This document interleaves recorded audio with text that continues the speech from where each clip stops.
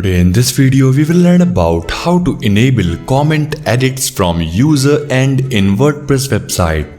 If you want to allow users to edit their comments in your WordPress website, then in that case log into your WordPress dashboard and then go to add new under plugin section.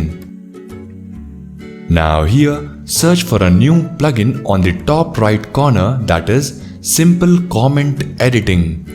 Install this plugin and then activate it. Now finally, once the plugin is activated successfully, go to Simple Comment Editing plugin, which is given under Settings section. You can edit the timer in minutes and then click over Save Changes. In this way, now if you visit your website's front end and post a dummy comment, you will be able to edit it even after posting it. Simply click over Click to Edit in order to edit your comment.